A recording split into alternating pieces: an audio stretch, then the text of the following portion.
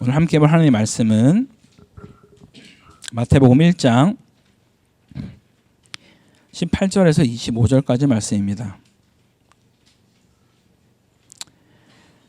신약 1페이지에 있습니다. 마태복음 1장 18절에서 25절 다 찾으셨으면 한 절씩 교독하고 마지막은 합독하도록 하겠습니다. 제가 먼저 1장 18절 말씀 읽겠습니다. 예수 그리스도의 나심이 이러하니라. 그의 어머니 마리아가 요셉과 약혼하고 동거하기 전에 성녀로 잉태된 것이 나타났더니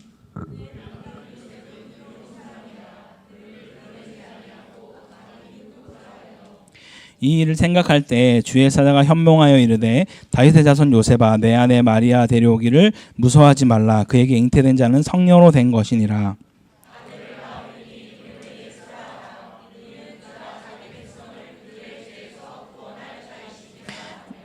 이 모든 일이 된 것은 주께서 선지자로 하신 말씀을 이루려 하심이니 이르시되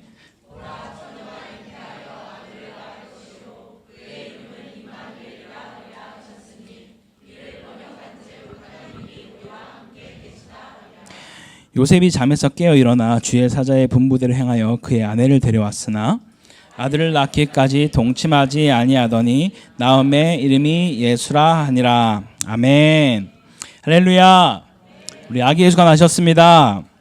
우리 지금 이 땅에 오셨습니다. 우리가 믿는 기독교 안에서 몇 가지 중요한 절기들이 있습니다. 그 중에 하나가 아마 부활절, 또 다른 하나가 성탄절이라 생각합니다. 물론 다른 절기들도 있지만 가장 중요하게 여긴다면 이 두 가지가 아닐까 생각합니다. 분명 두 절기 안에 핵심적인 인물은 누가 뭐래도 예수님이실 겁니다. 그런데 이 부활의 중심은 예수님이 분명한데 이 성탄의 중심이 자꾸 우리 아까 영상도 보았지만 이 주인공이 바뀌고 있는 현상들이 일어나는 것이죠. 누구로 바뀌고 있나요? 산타클로스로 계속해서 바뀌고 있습니다. 우리 산타클로스가 성탄절의 주인공이 왜 되었는지 잠깐 한번 제가 유래를 좀 말씀드려 보겠습니다. 보통 이 산타클로스의 최초의 시작은 270년경 우리 아이들 동심파게 되는데 어떡하죠? 아시아 지역의 주교였던 성 니콜라우스라는 인물을 바탕으로 시작을 했다고 합니다. 그는 남몰래 선행을 참 많이 했는데 그 선행한 것을 기리기 위해서 가난한 아이들에게 뭔가를 선물을 주기 시작하면서 이 일이 시작됐다라고 합니다. 그러다 17세기경에 아메리카 신대륙으로 이주한 네덜란드 사람들이 이 성 니콜라스 이름 대신 산테클라스라는 이름을 부르면서 그것을 영어로 발음하다 보니 산타클로스가 되어졌다라고 합니다. 19세기경에 이 산타클로스가 탄생하게 된 것이죠. 무엇보다 현재적인 우리가 가지고 있는 그 산타복과 수염난 그 이미지는 이 미국에서 1863년부터 서서히 굳혀지다가 1931년쯤에 코카콜라 회사에서 이 산타 할아버지를 사용하면서 완전 전 세계적으로 퍼져나가기 시작했다고 합니다. 비록 성 니콜라스라는 원래 모델은 있지만 지금은 그와 전혀 상관없이 상업적으로 그냥 그렇게 변질되고 만 것이죠. 그리고 사람들은 이날을 기념하여 불쌍한 이웃을 돕는 날로 여기기도 합니다. 실제로 그런 일도 많이 하기도 하죠. 하지만 이것은 성탄에 대해서 정말 많이 오해하고 있는 것이라고 할 수 있습니다. 왜냐하면 성탄절, 이 메리 크리스마스, 크리스마스라는 말 자체가 크라이스트, 그리스도와 마스, 예배의 합성어이기 때문입니다. 또한 메리는 뭐 행복한, 즐거운 이런 의미로 즐거운 그리스도의 예배의 날이란 의미인 것이죠. 그래서 우리가 메리 크리스마스라고 인사한다라는 것은 우리를 구원하시려고 예수 그리스도가 이 땅에 태어나신 날을 축하하고 예배하며 우리가 기념하는 것, 그것이 바로 우리가 메리 크리스마스라고 인사하는 것의 의미입니다. 이웃을 사랑하고 선물을 주는 것도 중요하지만 산타클로스가 우리의 죄를 용서하고 구원해 주시지 못하는 것이죠. 참된 왕, 참된 선지자, 참된 제사장이신 예수님만이 우리를 구원해 주신 진정 왕이신 줄 믿으시기 바랍니다. 이제 우리는 이 성탄의 진짜 주인공인 예수님께서 왜 이 땅에 오셔야만 했는지 함께 같이 살펴보겠습니다. 본문을 보기 앞서서 우리는 늘 성경의 개괄적인 것들을 좀 보기 원하는데요. 왜냐하면 성경은 지금 시대에 우리가 이것을 보고 있지만 지금 우리에게 쓰여진 것이 아니라 1차적인 대상자에게 쓰여진 책이기 때문입니다. 그래서 우리가 이것을 내 마음대로 해석하고 읽어드리는 것은 좀 위험할 수 있는 것이죠. 자, 예수님의 탄생에 대한 이야기는 신약에서도 다른 곳에서는 거의 언급이 없고 이 마태복음과 누가복음에 대해서만 언급을 하고 있습니다. 그래서 아마도 오늘 특별히 다른 본문들을 선택하지 않는다면 많은 교회들이 이 마태복음이나 누가복음을 가지고 이 성탄 설교를 하게 될지도 모르겠습니다. 그리고 우리가 가장 많이 읽은 것 중에 하나가 마태복음 1장 아니겠습니까? 성경 통독할 때 가장 많이 읽었고, 그리고 가장 많이 이게 도대체 왜 여기 있나라고 고민했던 것이 바로 족보 이야기일 겁니다. 그렇죠? 왜 이렇게 족보가 이 앞에 낳고가 왜 있는 것일까에 대해서 한 번쯤 생각해 보셨을 겁니다. 그런데 제가 예전에 말씀드렸지만 이 족보는 너무나 중요합니다. 특별히 이 마태복음 안에 있는 족보는 더욱더 중요한 것이죠. 왜냐하면 시작 자체가 이 유대인들이 말할 때 이 아브라함과 다윗의 자손인 예수라고 시작하는 것은 아주 그들에게 있어서 엄청난 사건이기 때문입니다. 그들에게 있어서 제일 중요한 사상이 바로 선민 사상이었기 때문에 자기들이 믿고 있는 아브라함과 다윗을 통해서 온 이 예수라는 것은 아주 엄청난 인물인 것으로 인식할 수 있는 것이죠. 그렇게만 말하고 끝이 아닙니다. 이 예수님의 족보가 어떠한지를 살펴보면 더 놀랍습니다. 보통 이 족보에는 일반적으로 남자 이름만 나오게 됩니다. 그런데 이 족보 안에는 남자 이름뿐만이 아니라 4명의 여자 이름이 직접 거론되어 있고 한 명은 한 남편의 아내로 거론되어 있습니다. 그들은 다말과 라합, 마리아, 바세바, 롯 이렇게 나와 있습니다. 이 5명의 신앙적 배경이나 역사를 보게 되면 우리의 그 큰 위로를 얻을 수 있게 됩니다. 왜냐하면 우리가 예수님께 선택받은 백성이라고 생각할 때 뭔가 유별나고 특별하고 정말 뭐 흔히 말하는 금수저 같은 자들이 선택받을 것 같다는 생각을 하게 되지만 우리가 이 족보만을 살펴볼 때 충분히 그렇지 않다라는 것을 우리는 위로받을 수 있다라는 것이죠. 심지어 곳곳에 나오는 그런 말도 안 되는 그런 계보들이 이 족보 안에 들어가 있습니다. 이 모든 것들이 하나님의 주권에 의해서 진행되고 있음을 우리 가운데 이 족보를 통해서도 보여주고 있다라는 것이죠. 이어서 우리가 읽은 이 본문 18절부터는 앞서 언급한 그 족보의 가장 중요한 인물이자 주인공인 이 예수 그리스도의 나심에 대한 언급을 하고 있습니다. 위에서 잠깐 언급하였지만 사복음서에서 왠지 예수님의 탄생을 다 다룰 것 같은데 마태와 누가에서만 다루고 있는데요. 그 내용을 조금 비교해 보면 좀 더 우리는 이것에 대해서 깊이 알아갈 수 있습니다. 특히 누가복음의 내용은 예수님의 이야기가 역사적 사실이라는 그 내용을 함께 기록해 주고 있습니다. 아마 우리 중에 없을 거라 생각하지만 혹시라도 아직 예수님의 존재에 대해서 진짜 이분이 역사적 인물이 맞는가에 대해서 의심하고 있는 혹시 우리 친구들이 있다면 오늘 이 시간 그 마음이 변화될 수 있기를 바랍니다. 이 내용은 누가복음 내용 안에 보면 2장 1절에 그때 가이사 아구스도가 영을 내려 천하로 다 호적하리라 하였으니 라고 시작을 합니다. 즉 로마 황제인 아우구스투스 혹은 옥타비아누스가 호구조사 명령을 한 것이죠. 그러면서 호구조사는 각자의 고향으로 가서 등록하라고 했기에 이 요셉과 마리아도 고향으로 가기 위해 베들레헴으로 갔다라는 것이죠. 여기 나온 등장인물은 아구스도, 즉 아우구스투스는 아무래도 여러분이 잘 알고 계시는 이 클레오파트라와 연관이 있습니다. 클레오파트라 안토니우스가 서로 연합하여 옥타비아누스와 권력 투쟁을 하는 가운데 이 악티움 전쟁이라는 것을 하게 되고 이때 대승을 거두면서 그때부터 옥타비아누스는 이 카이사르라는 황제라는 칭호가 붙기 시작했습니다. 그리고 로마 원로원에서 라틴어로 아우구스투스라는 칭호까지 얻게 된 것이죠. 제가 지금 이렇게 굳이 설명을 드리는 이유는 우리가 이 예수님에 대해서 이야기할 때 그냥 어떤 누군가는 그냥 왜 허황된 신을 있지도 않은 신을 믿지라고 얘기를 할까봐 일반적인 역사 안에서 우리가 아구스도라고 말하는 아우구스투스라는 그 인물이 성경에도 기록되어 있다라는 것을 지금 여러분들에게 말씀드리고 있는 것입니다. 그래서 우리가 믿는 그 예수 그리스도는 절대 허구의 인물이 아니요 살아계신 하나님의 아들이란 것을 믿으시기 바랍니다. 오늘 본문의 시작은 그 전까지 족보에 이어서 예수님의 나심에 대해서 말하고 있습니다. 먼저 언급하는 것은 예수께서 그냥 일반적인 나심이 아니라 성령으로 잉태되었다라고 말을 해요. 이것에 대한 더 구체적인 장면은 누가복음에서 좀 더 상세하게 언급하고 있는 것을 우리는 또 볼 수 있습니다. 누가복음 1장 26절에서 38절까지 내용이 바로 성령으로 인해 잉태하게 된 이 마리아의 이야기가 나오게 됩니다. 가브리엘 천사가 처녀 마리아에게 직접 가서 말을 하죠. 그런데 이 마리아의 반응이 여러분 참 놀랍습니다. 만약 여러분들 중에 마리아와 동일한 어떤 이런 상황에 처해 있다라면은 천사가 여러분 가운데 와서 말을 했을 때 어떤 반응을 보일 것 같습니까?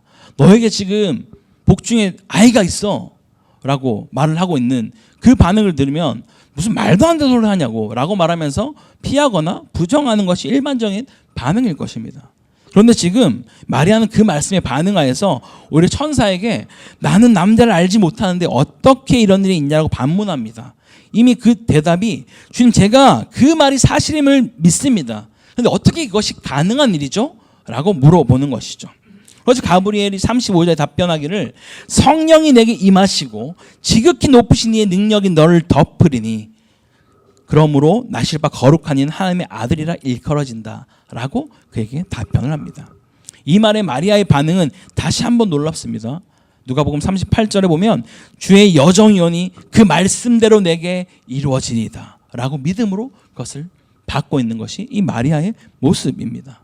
당시 마리아의 나이는 한 14에서 16세 정도라고 이야기를 합니다. 그런데 그런 나이에 지금 이 천사의 말을 그런 식으로 받아들였다는 것은 정말 놀라운 사건인 것이죠. 그런데 어쩌면은 이 마리아보다 놀라운 사람이 한 명 더 있습니다. 바로 요셉인 것이죠. 요셉은 성경에서 의로운 자다라고 표현을 합니다. 마리아가 결혼도 하기 전에 임신한 것에 대해서 밝히지 않고 그는 조용히 파혼을 하려고 했습니다. 왜냐하면 이때 당시 결혼하기 전에 임신한다는 것은 가늠한 여인으로 취급받았기에 돌로 쳐 죽여도 전 상관이 없었기 때문입니다. 그래서 그냥 요셉은 조용히 파혼을 하려고 했지만 주님은 가만히 그를 두지 않고 또 현몽하여서 꿈속에서 그에게 찾아가 말씀합니다. 정확히 마리아가 어떤 자이고 어떻게 임신하게 되었는지 그리고 그 아기가 태어나면 이름을 어떻게 너희가 지어줘야 하는지 상세히 설명해 줍니다. 그리고 그가 꿈에서 깨어서 말도 안 되는 소리야 이러면서 그냥 간 것이 아니라 정말 그대로 그 아이가 태어날 때까지 단 한 번도 마리아와 동심하지 않고 태어난 것을 기다렸다가 그대로 그 이름을 예수라고까지 말하는 그 자가 바로 이 남편인 요셉의 모습인 것이죠. 전혀 상식적으로는 이해되지 않는 일이었을 겁니다. 당사자도 그렇지만 옆에 있는 남편도 정말 이해되지 않았을 거예요. 무슨 처녀가 어떻게 아이가 생길 수 있어? 말도 안 돼 라고 말할 수 있었지만 요셉은 이 말을 듣고 즉시 온전히 기쁘게 그 가운데 순종하는 모습을 보이게 된다는 것이죠. 그러면서 주님이 왜 우리 가운데 오셨는지 첫 번째 이유를 말씀해 주는데요. 지금 여러 상황들은 정말 인간적인 눈으로 보면 이해되지 않는 일 투성입니다. 물론 쉽게 용납할 수 있는 상황도 아닙니다. 그럼에도 불구하고 우리는 이미 구약에서 선포된 하나님의 말씀을 알고 있습니다. 이들 또한 알고 있었습니다. 성경에서 말하는 하나님의 사랑, 이 사랑의 하나님이면서 성경에서 우리를 구원하신 가장 큰 이유는 또 언약하신 하나님이시기 때문인 것이죠. 지금 우리를 사랑하셨고 우리에게 약속하셨습니다. 그래서 이 땅에 오시겠다라고 말씀하셨기에 주님은 그 약속을 반드시 이루기 위해서 이 땅 가운데 오셨다라고 말하는 것이죠. 창세기 3장에서 우리 가운데 원시복음을 말씀하시면서도 여자의 후손을 통하여서 라고 굳이 여자의 후손이라고 이미 언급을 말씀하시죠. 그리고 오늘 이 본문에 기록된 그 말씀이 이사야 7장 14절에 기록되어 있는데요. 우리 함께 한번 화면 보고 같이 읽겠습니다. 시작. 그러므로 주께서 처녀가 잉태하여 아들을 낳을 것이요 그의 이름을 임마누엘이라 하리라. 아멘. 이미 오래전에 이사야 선지자가 지금 이 말을 명확하게 오늘 이 마태복음에 나와 있는 말씀을 예언으로 하였다라는 것이죠. 그것이 오늘 23절에 그대로 인용이 되어 있습니다. 그리고 오늘 우리가 읽진 않았지만 마태복음 2장 6절에는 또 다른 구약의 말씀을 인용하고 있는데요. 우리 같이 함께 화면 보고 미가서 5장 2절 말씀 읽어보겠습니다. 시작. 베들레헴 에브라다야 너는 유다 족속 중에 작을지라도 이스라엘을 다스릴 자가 내게서 내게로 나올 것이라. 그의 근본은 상고의 영혼에 있느니라. 아멘. 여러분 어떻습니까? 주님께서 약속하신 것을 반드시 이루시는 분이십니다. 할렐루야. 그가 이 땅에 오신 첫 번째 이유는 바로 약속하신 것을 이루시기 위해 오셨다라는 것이죠. 그럼 그가 오신 두 번째 이유는 무엇일까요? 이미 이름에서 그 이름을 명확하게 말씀하고 있는데요. 성자 하나님이 이 땅에 오신 그 이름이 무엇이죠? 예수입니다. 예수. 그냥 예수가 아니라 족보에서도 언급하고 있지만 18절에서 언급한 대로 그리스도 예수라고 말합니다. 이것은 단순히 수식어의 의미가 아니라 그리스도라는 그 의미는 구원자, 메시아라는 의미가 담겨져 있습니다. 그렇게 그들이 훨씬 더 특별한 의미가 되어진 것이죠. 역시나 이름이 가진 그 의미대로 이 땅에 오신 이유를 21절에서 다시 한번 분명히 설명하고 있는데요. 함께 21절을 같이 읽어보도록 하겠습니다. 시작. 아들을 낳으리니 이름을 예수라 하라. 이는 그가 자기 백성을 그들의 죄에서 구원할 자이심이라 하니라. 아멘. 그렇습니다, 여러분. 우리 예수님께서 이 땅에 오신 이유는 바로 자기 백성을 죄에서 구원하시기 위해 이 땅에 오셨다라고 말씀하십니다. 믿습니까? 다시 말하면 그리스도께서는 자신을 위해서 혹은 다른 어떤 것을 위해서가 아니라 바로 저와 여러분을 위해서, 저와 여러분의 죄에서부터 구원하여서 우리에게 영생을 주시기 위해서 이 땅에 오셨습니다. 할렐루야. 물론 죄라는 것은 단순히 우리가 지난주에도 말씀드렸지만 그런 죄의 열매에서부터 끊어내기 위해서 오신 정도가 아니라는 것이죠.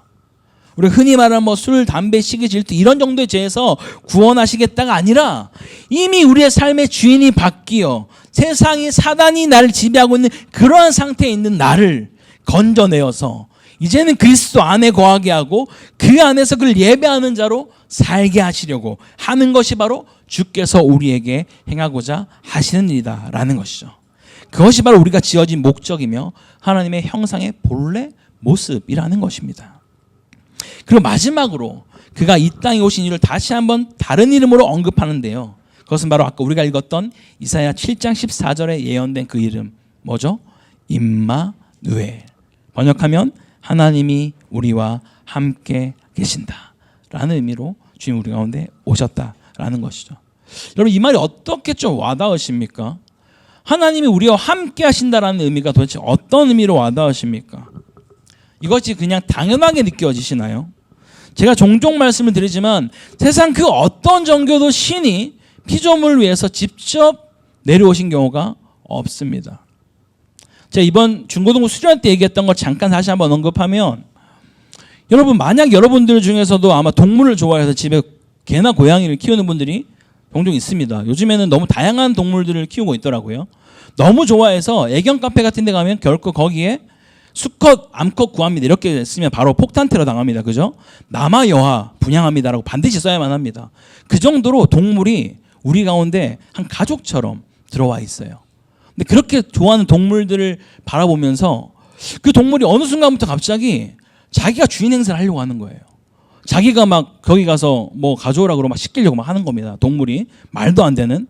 그래서 동물병원에 가서 물어봤어요.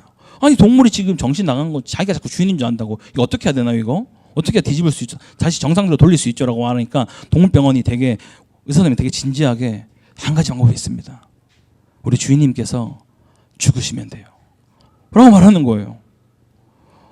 아니 이 사람이 아니 동물이 주인 된 것을 뒤집기 위해서는 당신이 죽으면 된다니까? 정말 어이가 없잖아요. 그죠? 지금 헛웃음이 나오셨잖아요. 목사님 그런 말도 안 되는 저런 예화를 드시지? 네, 그 말도 안 되는 예화를 주님이 하셨다고요. 우리를 그렇게 피조물로 만드셨는데 자꾸 하나님처럼 행세하려고 하고 내가 되려고 하니까 아무리 이야기해도 구약시대 때 아무리 얘기하고 암흑시대 400년 동안 기다려도 아무리 기다려도 바뀌지가 않는 거예요.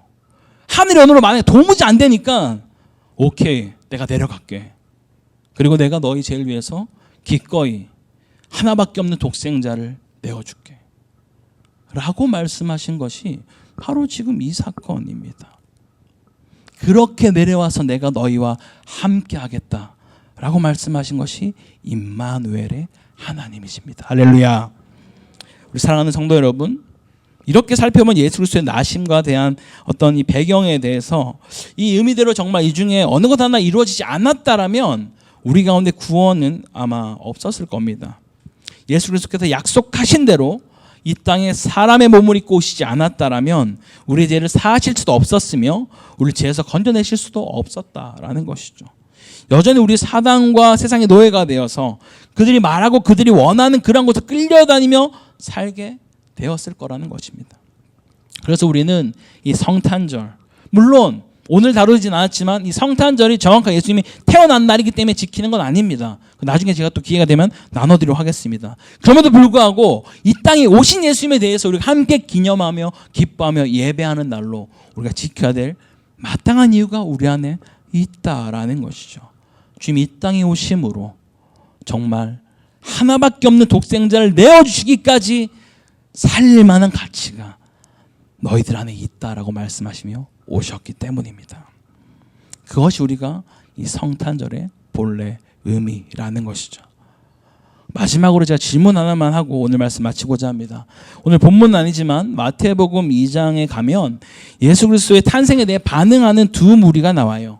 물론 누가복음에도 있지만 오늘 마태복음만 살펴본다면 동방박사와 헤로드 왕이 나옵니다. 아시죠? 이게 너무나 우리가 선국도 많이 해서 대부분 알고 계실 거예요. 이 동방박사 헤로드 왕 똑같이 구약에서 예언된 그 말씀, 베들레헴에서 한 다스린 자가 날 것이다 라는 예언을 동방박사도 들었고 헤로드 왕도 들었습니다. 그리고 동방박사는 어떻게 반응했나요? 정말 우리가 생각하는 것 이상으로 놀라운 반응을 했습니다. 그들이 별을 보고 예수님을 찾아서 온 거리는 약 1400km에 해당되는 거리라고 합니다. 잘 알고 계신 것처럼 그들은 황금과 유황과 모약을 가지고 예수님께 나와서 경배를 드렸습니다. 그들이 하고자 했던 것은 단 하나, 자신들이 어떤 것을 가서 구했던 것이 아니라 오직 주님을 경배하기 위해서, 예배하기 위해서 1400km가 되는 거리를 그들은 쫓아왔다라는 거예요. 또 다른 소식을 들은 또 다른 한 명, 헤롯 왕은 어떻게 했나요? 예수를 경배하기는커녕 그리스도를 찾아서, 예수를 찾아서 반드시 죽여야만 한다라고, 어디서 내가 이미 왕인데 또 다른 왕이 이 땅에 온단 말이냐, 그를 반드시 찾아서 없애버려라 라고 말한 것이 헤롯 왕의 모습이었습니다. 내가 지금 잘하고 있는데 왜 내 삶 가운데 들어와서 당신이 왕이 되려고 하십니까? 제발 좀 오지 마십시오 라고 말하는 자가 바로 헤롯이었다라는 것입니다. 여러분, 오늘 이 땅에 그리스도가 우리를 위하여 오셨습니다. 그리고 제가 구원에서 늘 말씀드리는 것, 핵심은 산자와 죽은 자의 주인이 되기 위해서 주님은 오셨습니다. 여러분은 과연 어떤 반응을 하시겠습니까? 동방박사처럼 1400km가 되는 거리라도 내가 기꺼이 나를 위해 구원하신 주님께 나가서 경배하는 그런 삶의 모습으로 나아가시겠습니까? 아니면 헤롯 왕처럼, 아니 내가 주인한테 잘 살고 있는데 왜 자꾸 나를 다스리려고 하십니까? 좀 제발 좀 저에겐 좀 오지 마십시오. 주일만 그냥 뵐게요 라는 그런 삶으로 여러분 결정하시겠습니까? 주님은 오늘 우리에게 물으십니다. 너에게 과연 성탄절의 진짜 주인공은 누구냐? 라고 말이죠. 주님이 이 땅 가운데 오신 그 이유, 저와 여러분을 구원하셔서 우리 삶의 주가 되기 위하여 오셨다는 그 사실을 믿고 살아가는 우리 모두가 될 수 있기를 주님을 간절히 축원합니다. 우리 함께 같이 기도하겠습니다. 하나님, 오늘 이 말씀을 통하여서 주님이 왜 이 땅에 오셨는가를 함께 살펴보았습니다.